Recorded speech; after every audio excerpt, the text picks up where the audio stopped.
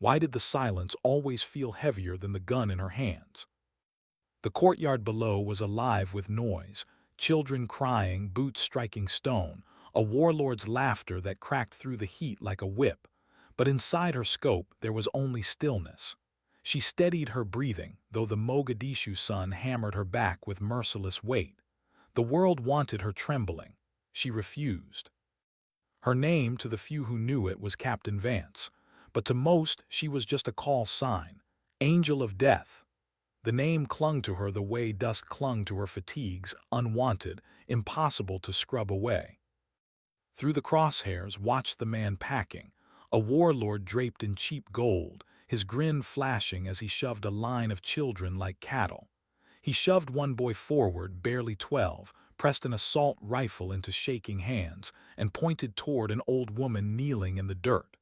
The boy's knuckles were white, his eyes wet. The weapon trembled. Had seen it before. Sick initiation, turning children into soldiers by forcing them to kill their own. It was terror packaged as loyalty, obedience sealed in blood. She felt her jaw tighten. Every instinct screamed to act now, but she forced herself still. Emotion blurred aim. Discipline saved lives. Her earpiece crackled, Sarah's voice cutting through. Angel of Death, this is Overwatch. Target is mobile. Wind speed 8 knots southeast. Do you have him? Didn't answer. Not yet. Her finger brushed the trigger, but her mind drifted for a fleeting second. To the boy's face. To another child she had seen years ago in Afghanistan when she was still green, when her hesitation had cost an entire family their lives. She had sworn never again. Never again. She exhaled long and slow. Her pulse slowed with it. The world collapsed to the circle of her scope and the thin distance between life and death. The boy's finger tightened on his trigger. Fired. The thundered against her shoulder, the recoil a violent reminder of what she was. Skull snapped back, red mist blooming in the heat. He dropped like a string-cut marionette. The rifle clattered from the boy's hands. For one heartbeat, silence fell across the compound. Then chaos erupted, screams, gunfire, confusion tearing through men like fire through dry grass. Angel of Death, package delivered, whispered, no pride in it, no triumph, just necessity. She disassembled the weapon with practiced precision, hands steady even as adrenaline surged. Her extraction would not be easy. Lieutenants would tear Mogadishu apart looking for vengeance, but moved like a ghost, vanishing through alleys, markets, side streets that reeked of sweat and gunpowder. 47 minutes later, she was aboard an unmarked transport, watching the city shrink beneath its wings.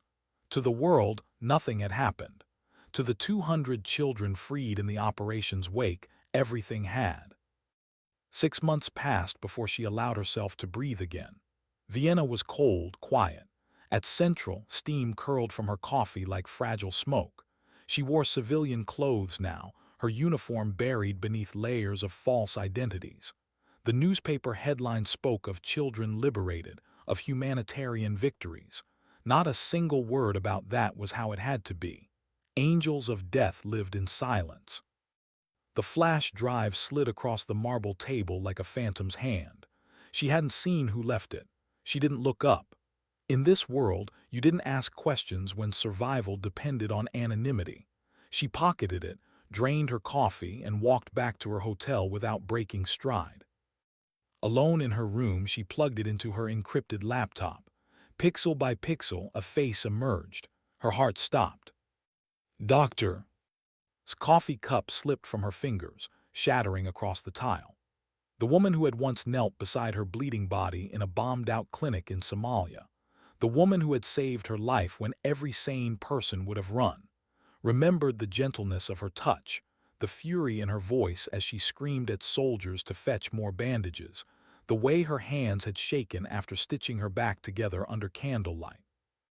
Now her picture was framed in red, target acquired. The mission briefing scrolled beneath the photo in sterile, clinical lines, providing aid to terrorist factions, selling supplies, complicity in acts of terror. Lies, all of it. New. She had seen give her own blood to save a boy, had watched her cry when she couldn't save an old man. That woman was not a traitor. Her secure phone buzzed. Sarah's voice came through, professional, cold. "I trust you've reviewed the assignment." "There's been a mistake," said. Her throat was dry. "Isn't a terrorist, I know her." "That's precisely why you're perfect for the job. She'll trust you. She'll let her guard down." Silence. His hand brushed the scar at the base of her neck, the one no surgeon could ever remove. The implant buried there, pulsed with phantom weight, a gift from Black Ops, a curse of obedience. If she orders, they could trigger it remotely. Aneurysm, natural death. Insurance, they called it.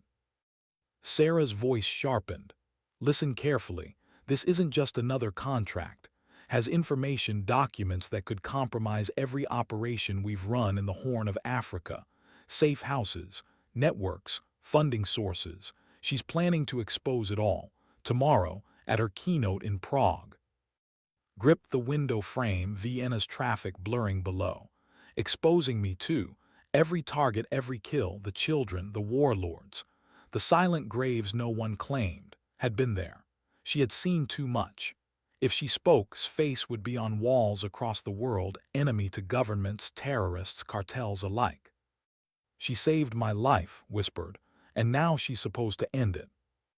"You have 48 hours, Sarah said, "or I'll be forced to activate your insurance policy." The line went dead. Stood in the silence of the hotel room, staring at its photo until her eyes blurred. In it, its dark gaze seemed to pierce her, the same way it had in that clinic when she had asked, quietly, what kind of woman really was.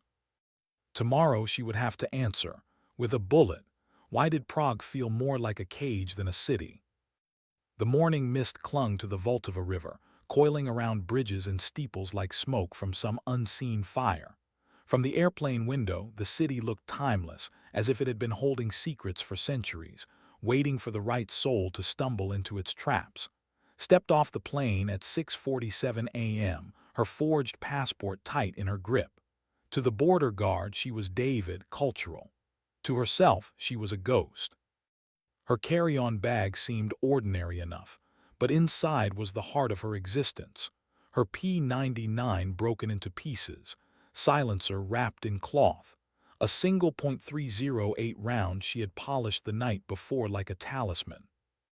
The Prague buzzed with conference guests, doctors in pressed suits, humanitarian workers sipping overpriced coffee, students eager to rub elbows with icons of global medicine. But's eyes found the anomalies, the men whose haircuts were too precise, whose shoes had military soles instead of leather. At least half a dozen operatives, wolves in borrowed coats. "Too many wolves," she muttered as she took the elevator to the 8th floor. Her room overlooked the conference center, a perfect line of sight. She unpacked with ritual precision, each motion slowing her pulse. Assemble the rifle, slide the suppressor in place, load the round.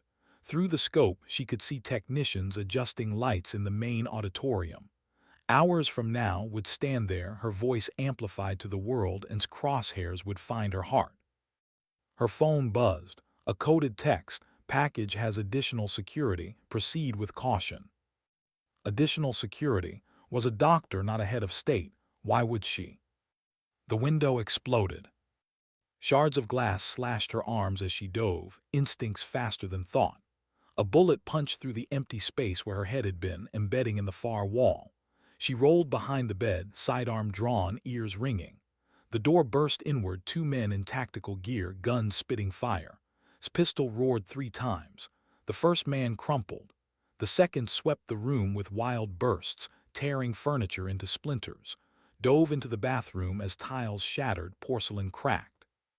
Her earpiece crackled, Sarah's voice sharp, controlled. "Report. Multiple hostiles are converging on your position." "No kidding," she snapped, blind firing around the frame. "Who else knows I'm here?" "Impossible. Your location was classified." "Then one of you leaked it." A metallic clink. A grenade rolled to a stop at her feet. 2 seconds. Instinct took over. She ripped the shower rod free, swung it like a bat, and knocked the grenade back into the main room. The explosion blew the bathroom door off its hinges, smoke and dust choking the air. She bolted, stepping over the second operative's body, grabbing her gear. Outside the shattered window, muzzle flashes erupted from the building across the street. At least 3 snipers had her triangulated. "I'm blown," she hissed into the comm. "Extraction now." Static, no Sarah, only silence. Boots thundered in the stairwell above below, sprinted, lungs burning. The walls rattled with gunfire. Black SUVs screeched into the alley outside, men leaning from windows with rifles ready. The wolves had her cornered. "This is Angel of Death," she gasped, diving behind a dumpster as bullets sparked off stone. "Target acquired. No, I'm the target." The city twisted around her, medieval streets turning into a labyrinth. Every turn, every shadow carried the weight of pursuit. They weren't chasing her to kill her outright.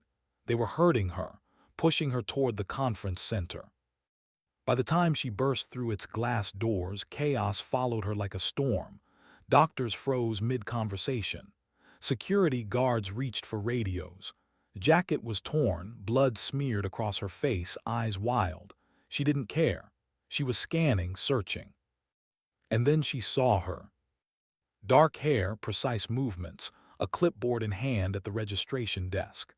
Even from behind, knew the tilt of her head, the way her shoulders hunched when she listened carefully. For one heartbeat, the world shrank again like it had in Somalia, when candlelight flickered against skin as she stitched shrapnel wounds closed. He called. The clipboard clattered to marble as the doctor turned. Her face drained of color. For an instant, she looked like she had seen a ghost. "No," her voice broke. She backed away, trembling. "No, you're supposed to be dead." Took a step closer, confused. "It's me, it's Somalia you saved." "I know who you are." His voice cracked like a whip, echoing through the hall. Heads turned, doctors stared. "Stay away from me." Then she ran. Shock hit harder than the bullets had. She chased, weaving through startled crowds, knocking over tables, scattering cups of coffee across polished floors. Heels clicked against the tiles, fast, too fast, as if she had memorized the building's escape routes. Down stairwells, through service corridors, into the city's underground. The walls turned to stone, centuries old, dripping with water. Footsteps echoed in circles. Finally, in the shadow of a circular chamber beneath the cathedral, cornered her. Both of them breathless, faces flushed. Pressed herself against the wall, tears streaking her cheeks. Her hands shook as she reached into her bag. "Please," she whispered, "don't make me do this." Raised her hands slowly. "Do what? I'm not here to." Pulled the free. The barrel wavered, but it was steady enough. "They didn't send you to kill me," said. Her voice was rag-torn. "They sent me to kill you." The words hung in the damp air, heavier than any gun. Froze, heart pounding. His grip trembled, caught between duty and despair. Tears blurred his eyes. "They have my daughter." The tunnel fell silent. Boots echoed from above. Their pursuers were closing in, and suddenly understood neither of them had been hunters tonight. They were both prey. How do you reason with someone whose hand is shaking with fear, but whose finger rests on the trigger? The wavered between them, tears streaking her face, her voice breaking with every word. The cold stone chamber seemed to amplify her sobs, echoing them into something ghostly, something hollow. "They have my daughter," she whispered again, as if repetition might make it more survivable. "She's only 8. They took her 3 days ago." His breath caught. Her mind flickered to the boy in Mogadishu, the rifle trembling in his hands. Children as leverage, children as currency. Some monsters never changed their methods. Whose voice was soft, steady as she lowered her hands. "Who took her?" "I don't know their names." They spoke Russian, English, Arabic, a United Nations of monsters. His hands shook harder, the tracing erratic lines between them. "They knew everything, your real name, your missions. They said you'd come for me. And when you did, I had to use this." She reached into her bag again, pulling out a syringe filled with liquid that shimmered unnaturally in the emergency light. Pale blue. Cold. "What is it?" "Paralytic agent. It won't kill you, not right away. They said they wanted you alive." Her voice cracked. "They knew you'd come for me. They knew everything." The sound of boots echoed down the stairwell above them, closer now, heavy and precise. Whoever had been hunting was almost here.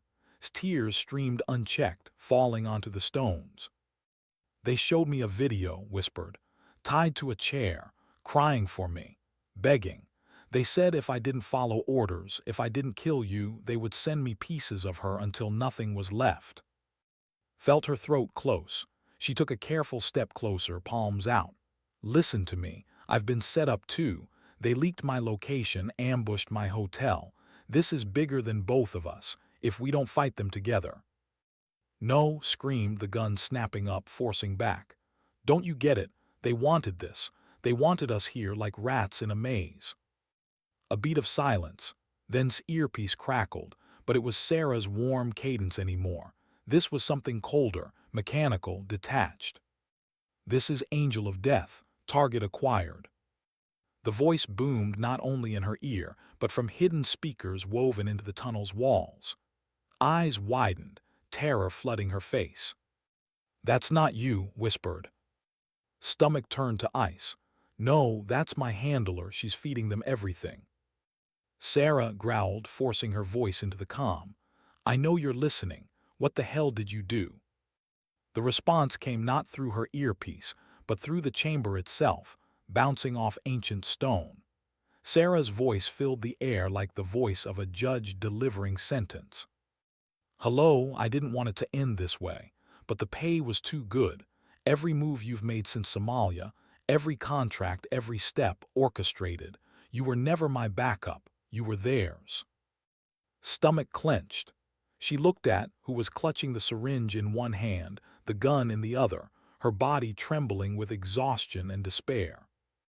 Said quietly, "They've been using us both. You're not my target, I'm not yours, we're both bait." His hands shook violently. "You don't understand, they." The metallic clatter of canisters tumbling down the stairwell cut her off. One rolled to a stop its feet. Gas hissed into the chamber, white smoke blooming, acrid, burning. "Run!" shouted, but was frozen, her eyes wide, the still pointed.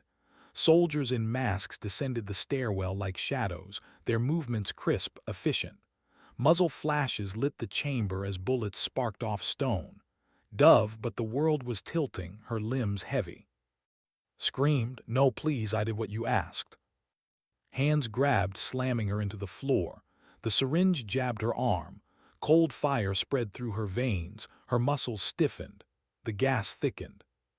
Her last sight before darkness was face, streaked with tears, whispering over and over, "I'm sorry, I'm so sorry." And then the world dissolved into nothing. Consciousness returned in fragments, the taste of iron on her tongue, the rhythmic drip of water. The ache of her wrists pulled taut against cold metal, forced her eyes open, squinting against a harsh light. She was strapped to a chair, shackled. Her muscles screamed in protest. Her head felt split open from whatever they had injected. A voice floated from the shadows, smooth, cultured, thick with Russian undertones. "Ah, the famous Angel of Death finally awakens." The lights flared, blinding her. A man stepped into the glow. His suit was immaculate. His eyes were pale, colder than stone. A scar cut across his left cheek like a signature. His breath froze. "Victor." He smiled, a predator savoring recognition. "You're surprised. I can see it in your eyes. They told you I was dead. They even showed you the body, yes. DNA evidence, explosions, all lies. I find it amusing, don't you?" 5 years ago, she had put a bullet through that face. 5 years ago, she had been certain she had killed him. Touched the scar lightly, almost lovingly. 3 surgeries to repair the damage. Worth every hour to watch the world believe I was gone. He gestured toward the walls lined with monitors. Stomach turned cold. On the screens were faces she knew, killers, operatives, ghosts from her world, strapped, unconscious, restrained. Do you see? Spread his arms.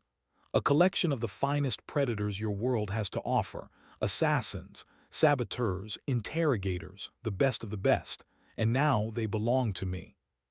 Her pulse thundered. On one monitor she saw, sitting in what looked like a furnished apartment, her eyes red, her hands clenched. On another, Sarah strapped to a table, electrodes piercing her skull, her body shaking. "You bastard," whispered.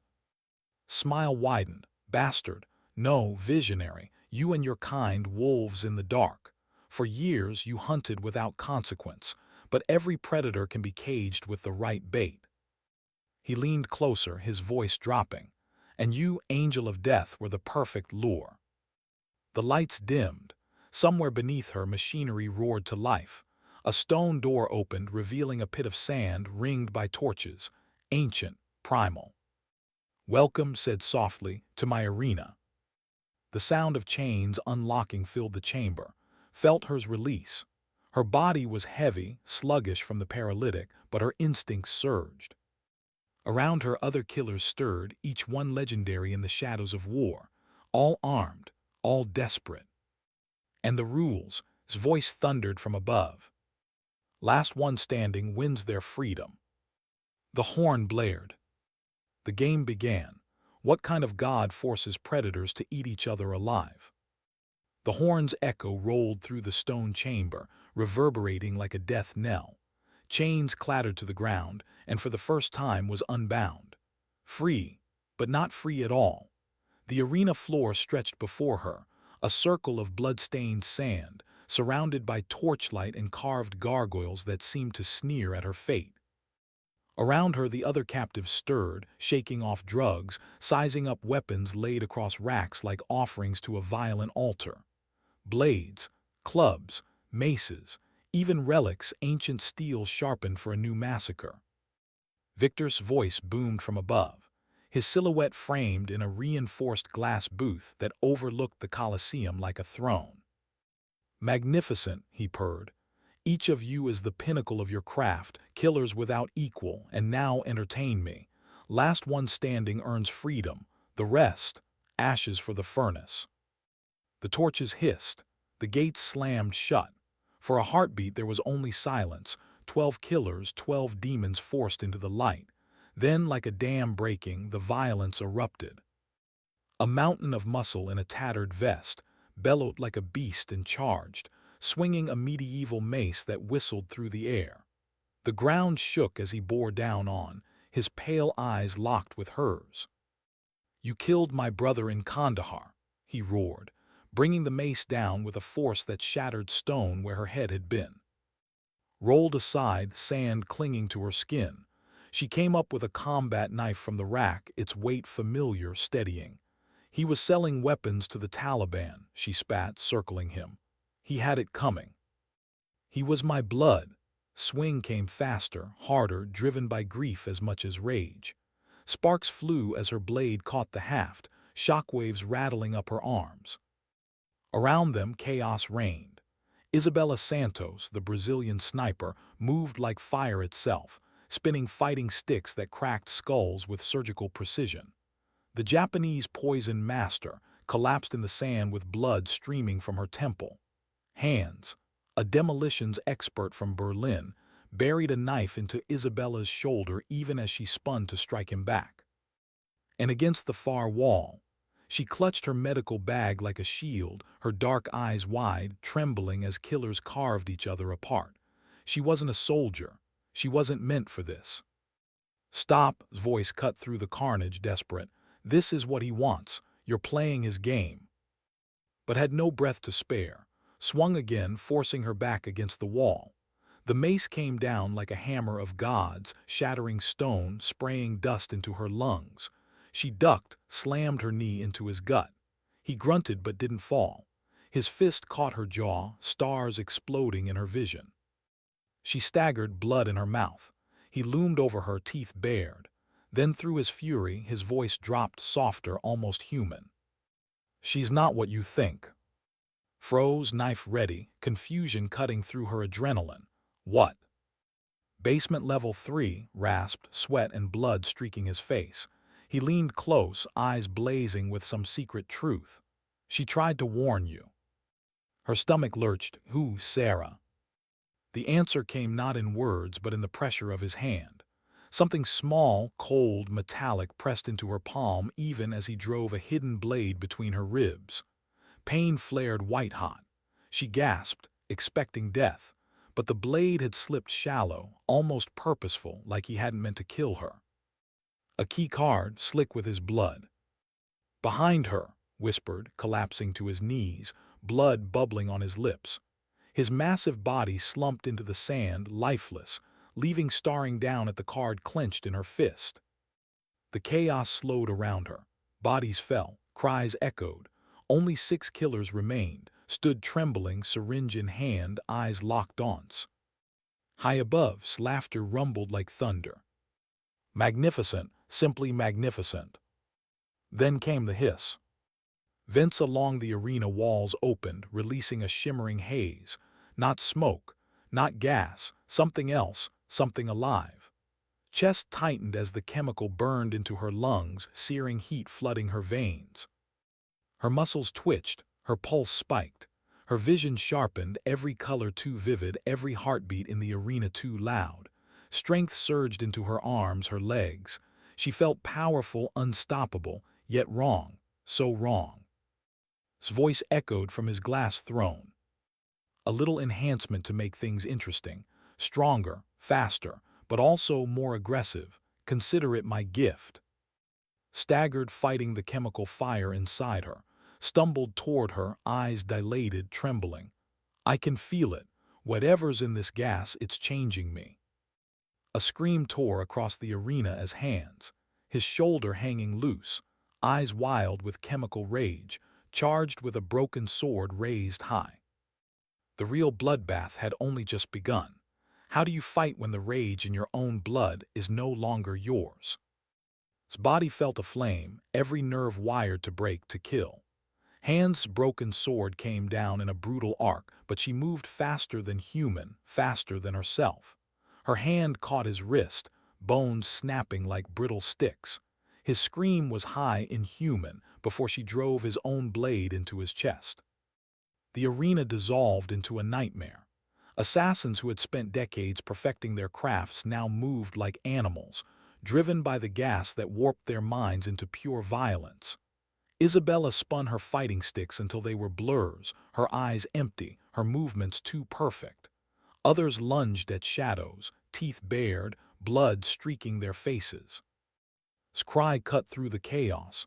The vents, we need to get out of the gas. His eyes darted upward. The stone walls stretched high, smooth, unforgiving, but gargoyles carved into the ancient arena offered jagged handholds. The grates shimmered with escape, 20 feet above. She grabs hand, pulling her toward the wall, resisted, trembling. I can't climb that. You're a surgeon, grunted, boosting her up. Your hands are steadier than mine. Small frame scrambled upward, gripping stone with trembling fingers. Followed, blood pounding in her ears, enhanced muscles propelling her higher than she thought possible. Below, the arena was chaos incarnate, bodies clashing, knives flashing, laughter booming above. They squeezed through the ventilation grate just as the horn blared again, and its voice echoed through the chamber. Clever but pointless. There's nowhere to run in my domain. The ventilation shaft was a suffocating crawl of metal ducts and concrete passages, hot from the gas below, trembling with the roars of killers tearing each other apart.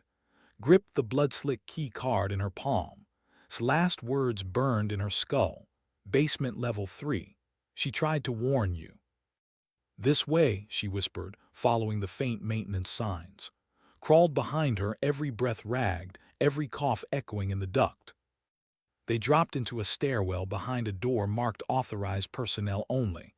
The key card beeped green. The door slid open. The corridor smelled wrong, sterile, antiseptic, and something else, something that made blanch. Surgical anesthetic, she whispered. Someone been operating down here. Rows of rooms lined the corridor, each filled with equipment that turned stomach, operating tables with leather restraints, electrodes wired into skull caps, IV bags filled with fluids that glowed faintly blue, the same hue as the syringe had been forced to carry. They reached the third room, froze. Sarah lay strapped to a medical table, electrodes glued to her temples, her once sharp eyes sunken, her hair matted with sweat. She looked broken. But when the door creaked open, her head jerked up. Her voice was a rasp, dry and thin. "You're supposed to be dead." "Not yet." Rushed to her, tearing at the restraints. Moved to the machines, her surgeon's hands scanning IV lines, monitors, feeds. "You tried to warn me," muttered. "What happened?" Sarah's breath shuddered. "The implant in your neck, it's not just a kill switch, it's been recording everything, every mission, every word, every contact." Her eyes glistened with tears. "Has it all?" Felt the world tilt. Every ghost she had made, every silent grave, all logged, catalogued, sold. His voice was grim. "They've been drugging her, forcing her to relive it all under chemical memory enhancers." "I tried to warn you," Sarah gasped, tears spilling. "Sent the message, but they caught me, interrogated me, turned me into a conduit." The weight of betrayal lifted from his chest, replaced by something colder, fury. "How many?" she asked. Sarah's eyes flickered to the monitors on the wall. Dozens of faces stared blankly from their cells, operatives from every agency had ever known. Some strapped to tables, some standing motionless, eyes vacant. CIA, Mossad, all ghosts the world had thought dead. "Been collecting us for 3 years," Sarah whispered. "Turning us into test subjects, enhanced killers, programmable soldiers." Clutched the table, horrified. "This is a human experimentation facility." Sarah nodded weakly. "And tonight he sells us. The auction, cartel bosses, warlords, terror financiers, they're already here, expecting a demonstration." The intercom blared, alarms shrieked, red lights flashed across the corridor. "They know we're here," said, steadying Sarah with one arm. Boots thundered down the stairwell above, the sound of 100 soldiers moving with brutal precision. Yanked a pistol from a fallen guard outside, bracing herself. Bullets chewed through the doorframe as muzzle flashes lit the hall. She shoved Sarah in behind a medical cart. Rounds tore through glass vials, chemicals burning the air. She fired back, dropping 2 before the rest fanned out, pinning them. The other prisoners shouted over the gunfire. "Where are they?" Sarah croaked, "Conditioning chambers," but she stopped, pain tightening her features. "They're not themselves anymore, broke them down, rebuilt them." A grenade clinked onto the floor. Grabbed them both, hurling herself through the nearest doorway. The blast tore the corridor apart, flames chewing into surgical equipment. They landed in another chamber, but this one made blood run cold. Tables lined the room, restraints still locked, neural implants stacked like trophies, fluid tanks glowing with that same pale blue chemical, screens displaying lines of brainwave activity. Froze, horror twisting her face.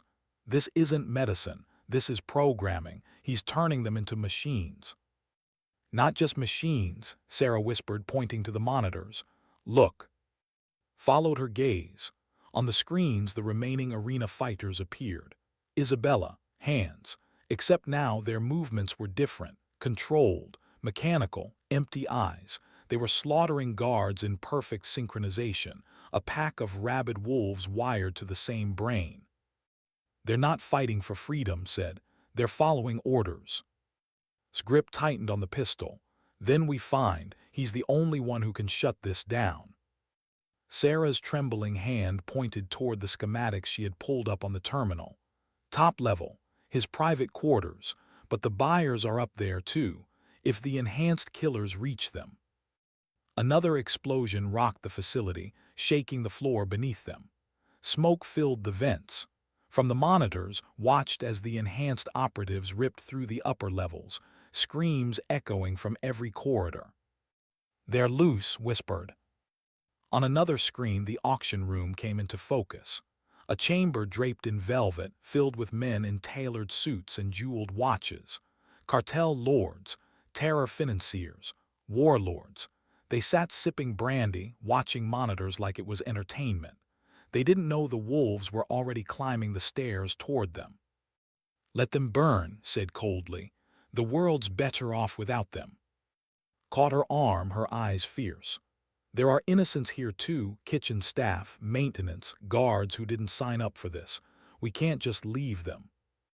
Met her gaze, and for a moment she saw that same fire, that same compassion that had once saved her in a Mogadishu clinic. Even here, in a tomb built for monsters, was still thinking of lives to save. "You're right," said. Sarah's fingers flew over the keys. "Emergency exits are sealed. Main elevator destroyed, only one way left." She looked up, her face pale. "Private lift, straight to him, but it's a trap. Chambered around, then I won't disappoint him." The hunt had just become personal. How do you walk into a trap when you know the jaws are already closing? The service elevator shuddered as it climbed through the burning heart of the facility. Each floor that passed was a glimpse of hell.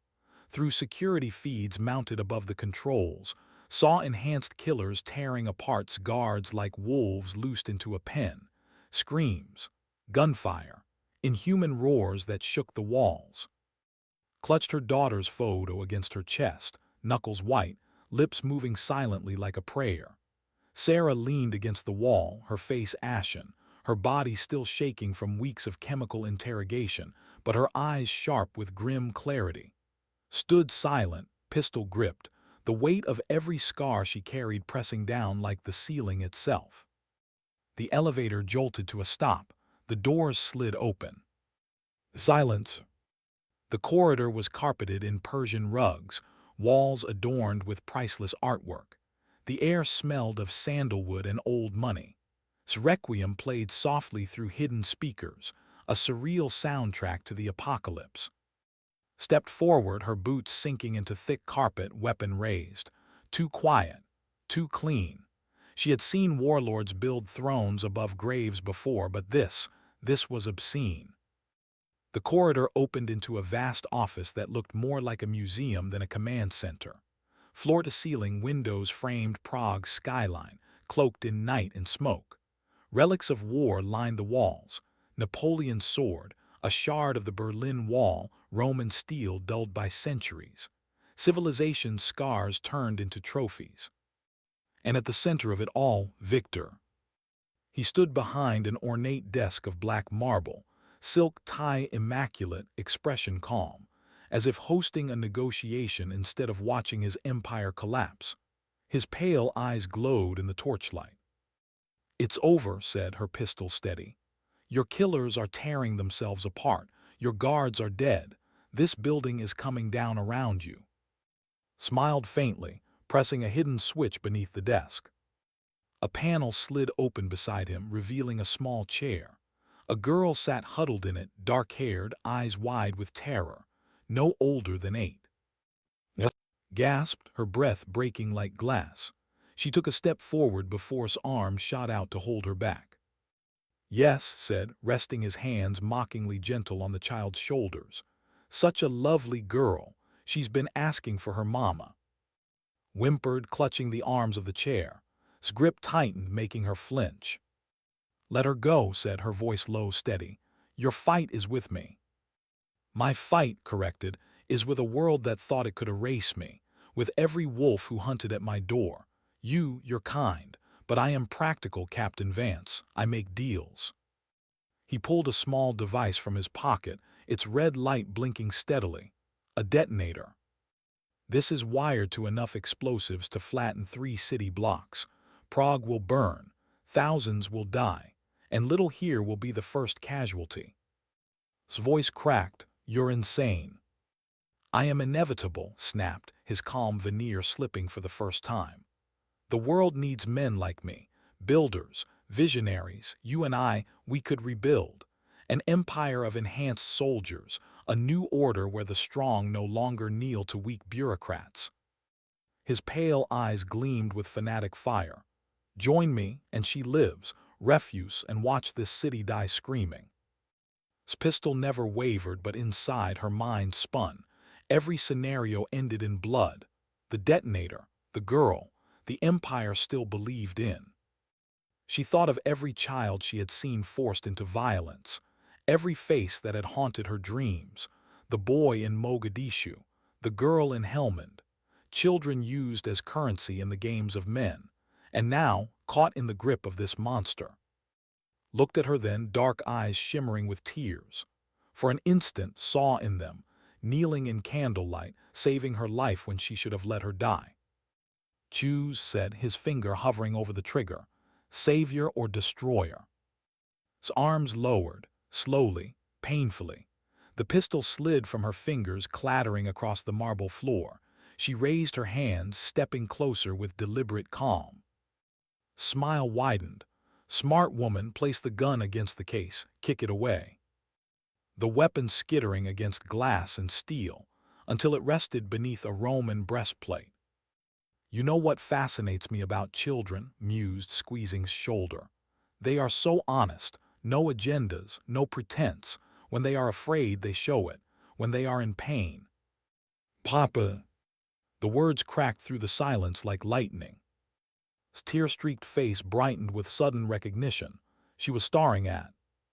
Papa, she repeated, her voice trembling but stronger now. Mama showed me pictures. She said, you saved her life in the place with all the sand. Gasped, covering her mouth. His grip faltered in surprise. What did you call her? Small chin lifted, stubborn. Papa, Mama told me, you saved her. His chest constricted, warmth rising through scars she thought long buried, had told her daughter, kept her memory alive, given her a place in their small, fragile family. That's right, sweetheart, whispered softly, taking one careful step closer. I'm here to take you home to Mama. His face twisted, comprehension dawning like fire. So, the angel of death has found something worth protecting. His hand jerked toward the detonator. Too bad it won't matter. But moved first. She drove her elbow back into his stomach, just as had taught her in games disguised as lessons.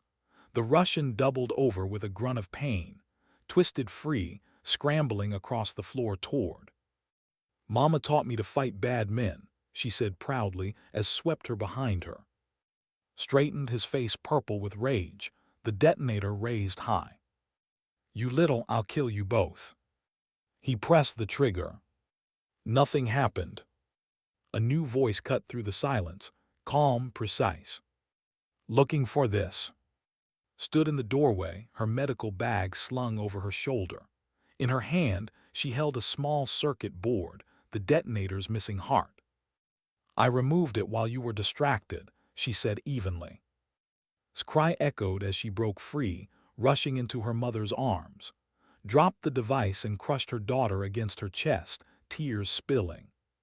His pale eyes flared with disbelief, then fury. He reached for a pistol hidden in his desk drawer, but was already moving. Years of training, a lifetime of war. Her body slammed into him, sending them both crashing into the glass. Spiderweb cracks spread across the reinforced window as artifacts clattered to the ground. Swords, daggers, relics of old blood. This is for every life you destroyed, snarled, her hands closing around his throat. His hand flicked. A blade snapped from his sleeve, plunging toward her chest. The dance of predators had begun. What happens when two predators fight, not for territory, not for power, but for the soul of a child? Glass rained down like diamond dust as and crashed into the display case, relics scattering across the polished floor. The Russian's knife gleamed, slicing through her jacket, fire streaking across her ribs. You think you're a hero, he spat, circling her. His voice was venom, his scar twisted into a snarl. You're just like me, a killer pretending her murders mean something. Gripped a Roman gladius from the debris, its blade dulled but balanced, solid in her hand. She breathed through the pain, through the burning cut across her side. No, she said, her voice steady. I never pretended. Lunged, his hidden blade slashed again, but she with the gladius, the clash ringing like a bell. He was stronger, heavier, his blows brutal as hammers. She was faster, sharper, slipping past him with shallow cuts that bled him by inches. Across the office, clutched to her chest, shielding her from the storm of violence. The little girl buried her face in her mother's shoulder, trembling, whispering, "Mama, I'm scared." "Close your eyes, baby," murmured, though her gaze never wavered from the fight. Her hands trembled, but not from fear, from precision. Grabbed a medieval from the shattered display, its iron head stained with centuries of rust. He swung with terrifying strength, the air howling as the hammer smashed inches from skull, embedding itself in the wall. She rolled, came up slashing with the gladius. Steel met steel, sparks flying. Each blow echoed against the glass, against the relics of wars past. "You cost me everything," roared, driving her back toward the cracked window.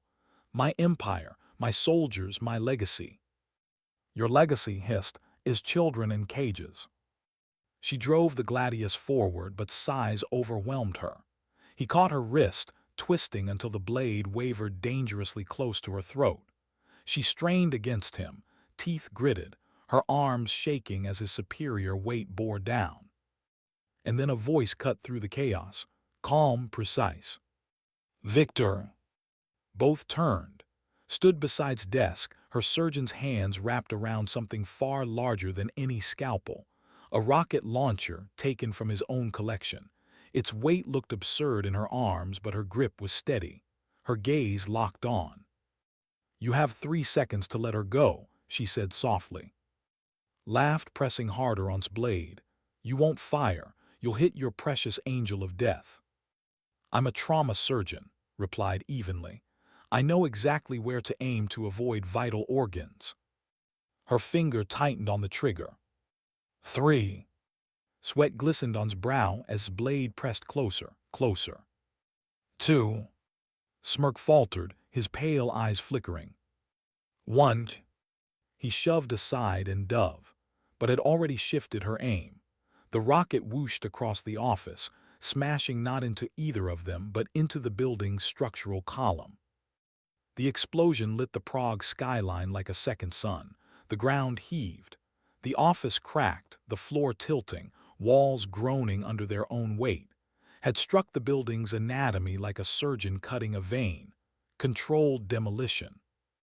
"Time to go," she said, dropping the launcher. But wasn't finished. He scrambled for the detonator's backup switch, his face twisted with rabid desperation. "If I die, I take the city with me." Launched herself at him. Their bodies collided, rolling across the shuddering floor. His hand reached for the trigger, her fingers locking around his wrist, twisting, crushing bone. The detonator slipped free, tumbling across the fractured marble. The floor gave way. They plummeted together through shattered glass and twisted steel, locked in a final embrace of hate and survival. The cold Prague air screamed past them, the night spinning in a blur of fire and falling stone.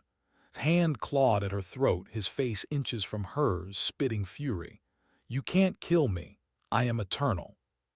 His hand shot out, fingers latching onto the fire escape ladder bolted to the collapsing facade. Pain ripped through her arm as it nearly tore from its socket. His weight dragged them both down, their bodies slamming against the rungs in a controlled fall that rattled every bone. They crashed into the alley below, rubble collapsing around them as the building folded inward with surgical precision. His demolition spared Prague, the destruction contained to his empire alone. Staggered upright, bloodied, gasping, the world spinning. Lay half buried in stone and steel, his neck twisted unnaturally, eyes glassy and empty.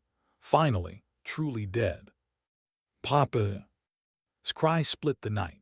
Turned to see and the girl emerging from a service tunnel, dust coating their clothes, eyes wide with terror and relief. Broke free, running to her, her small arms wrapping around his legs with a fierceness that undid every scar. "Are you hurt, Papa?" she asked, her hands frantically checking her as had taught her. dropped to her knees, pulling the girl close. "I'm okay, sweetheart, are you?" Nodded solemnly, then grinned through her tears, pulling something small from her pocket. A circuit board, delicate, metallic. The detonator's core. "Mama taught me to take important things from bad men," she said proudly. Reached them, tears cutting tracks through the dust. She laughed, a sound broken, beautiful, before pulling both into an embrace. "My brilliant girl." Sirens wailed in the distance, the city stirring with alarm. Fire engines, police, questions they could never answer. Looked at between them. For the first time in 20 years, she felt peace press against her chest. "No more running," said firmly, her voice unshakable. "No more hiding, deserves a life, a real one." Nodded, then we disappear, all of us together. Above them, the last flames of empire flickered and died. Below, in the quiet of an alley that smelled of smoke and ash, a family was born from the ruins. What does an angel of death become when she finally chooses life? 6 months later, the Mogadishu sun no longer pressed down like judgment. Instead, it poured over a small village clinic built from pale stone and patched tin roofs, the laughter of children echoing across its courtyard. Where there had once been rubble and ash, now stood walls painted white, beds lined with clean sheets, and shelves stocked with medicines. Doctor moved through the rooms with quiet command. Her hands, once forced to hold a gun, now stitched wounds and soothed fevers. Mothers whispered her name with reverence. Fathers bowed in gratitude. Children followed her with wide eyes, carrying water buckets and bandages. Darted between them, her dark hair tied in a loose braid, her giggles chasing away the heaviness of memory. To the children here, she wasn't a hostage, wasn't a bargaining chip in a monster's game. She was just a girl, racing barefoot through the sand, shouting with joy. And sometimes, when the shadows stretched long across the village, a tall figure would appear at the edge of the clinic. He moved quietly, his hands too large for the toys pressed into them, his voice low but gentle. He was no doctor, no saint. He carried ghosts that would never leave. Vance had become something else. Not a soldier, not an operative. A man in silence, hidden in plain sight, visiting when the risk allowed. Some called him a benefactor, others a mystery. He was only Papa. He sat with the children under the mango tree, telling them stories with half-smiles and long pauses. He carried water to the wards, his broad shoulders bent with humility. He patched roofs, mended doors, planted small gardens with rough fingers. The villagers never asked his name. They knew when a man had lived too much war to speak of it. Sometimes at night stood at the edge of the compound, watching fireflies drift over the fields. The echoes of the past pressed heavy. His last words, Sarah's broken eyes, his face twisting with rage. She wondered if the silence would ever leave her, if the ghosts would ever loosen their grip. And then would run to her, breathless, her tiny hands sliding into her one. Her voice would carry all the light had thought lost. "Papa, come see what Mama taught me today." In those moments, the silence didn't matter. Joined them sometimes, her dark eyes tired but steady. She didn't ask for promises. She didn't ask for a future he wasn't sure he could give. She asked only that he stand beside her when he could, that he share this fragile sanctuary they had built together.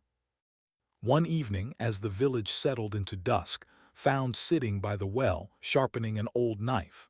Not a weapon anymore, just a habit. She touched his shoulder, her hand light, grounding. "You don't have to carry it all alone," she said. Looked at her, at the woman who had once saved her in a bombed-out clinic, who had risked everything to keep him alive, who had turned her own daughter into a symbol of hope. His voice was low, almost lost to the wind. "Every time I close my eyes, I see the ones I couldn't save." Knelt beside him, her hand covering his. "Then open them. Look at what you did save." She gestured to the courtyard, where laughter mingled with the shouts of children chasing a ball stitched from rags, where a mother rocked her newborn under the shade of a tree, where life pushed back against the scars of war. swallowed hard, the weight in his chest loosening just a little. Maybe, maybe this is what redemption looks like. Smiled softly, not redemption, living. The night air was warm, the stars emerging one by one. For the first time in years, didn't feel like a ghost drifting between worlds. He felt present, solid, needed. The world would never know his story. They would never hear the name whispered in fear, the call sign carried by blood and silence. They would never know the empire he had dismantled, the children saved, the family spared. And that was fine. Because sometimes dignity doesn't speak, it simply acts.